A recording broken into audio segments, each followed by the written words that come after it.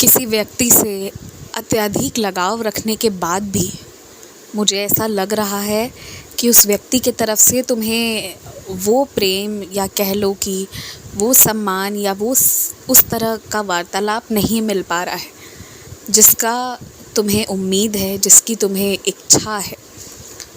एक बात मैं आज तुमसे कहूँगा, तुम आगे बढ़ना चाहते हो ना तो बढ़ो, मुझे कोई दिक्कत नहीं है। लेकिन कभी भी किसी भी दिन किसी भी क्षण तुम्हें ऐसा लगने लगे कि मैं एकदम से अकेला हो गया हूँ, अब समझ नहीं आ रहा कि क्या करना है, तो उस दिन संकट मोचन स्वयं साक्षात हनुमान जी के श्री चरणों में एक बार जाना ज़रूर।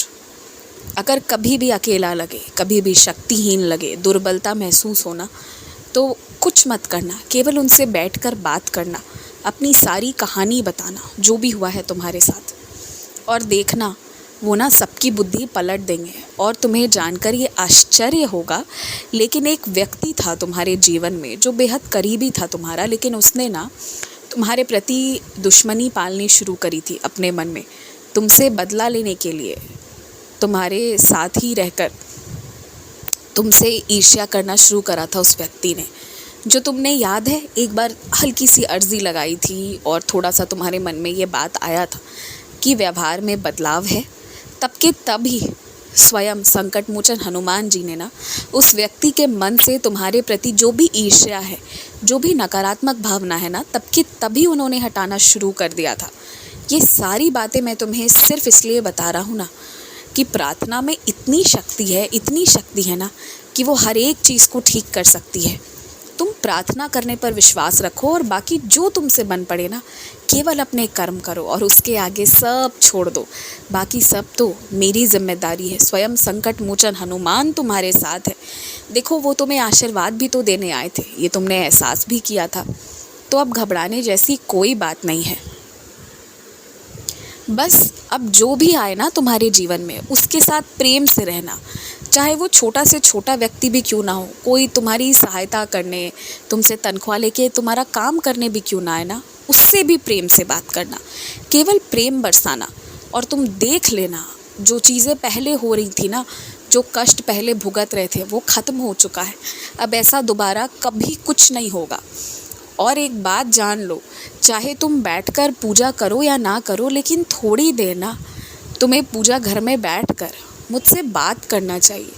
अपनी सारी दिन भर के हिसाब किताब मुझे देने चाहिए। जब मुझसे बात करना शुरू करोगे तो अपनी गलती भी पकड़ लोगे कि कहाँ कहाँ तुमसे त्रुटि हुई है। अगर तुम्हें सारे उलझनों को पार करते हुए एक अच्छे भविष्य का निर्माण करना है, अच्छे से जीना है ना, तो तुम्हें अत्यंत सकारात्मक होना पड़ेगा। कुछ अच्छा हो, बुरा हो, जो भी हो, हर एक चीज़ का हिसाब किताब मेरे आगे रखना पड़ेगा। इन आदतों को डाल लो और देखो क्या प्रभाव पड़ता है तुम्हारे जीवन में। मैंने एक चीज़ हमेशा तुम्हारे अंदर देखी है कि तुम जब मेरे समक्ष खड़े होते हो ना, किसी भी रूप के समक्ष, तो एकदम से तुम्हारे आँखों से अश्रु बहने लगता है, तुम्हारा मन हल्का होने लगता है। वो ना सबसे सच्चा प्रेम है, वो सबसे ज़्यादा सादगी भरा जो प्रेम तुम करते हो ना, बस उसी का आशीर्वाद है कि हर जगह तुम्हारी रक्षा होती है।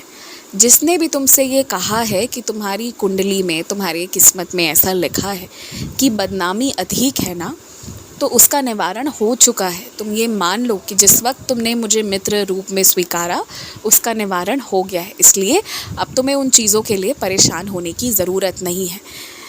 जब मुझसे दोस्ती की है, जब मुझसे प्रेम किया है, जब मेरी भक्ति करी है, तो बाकी सारी चिंता छोड़ दो मेरे चरणों में और एकदम निश्चिंत होकर रहो।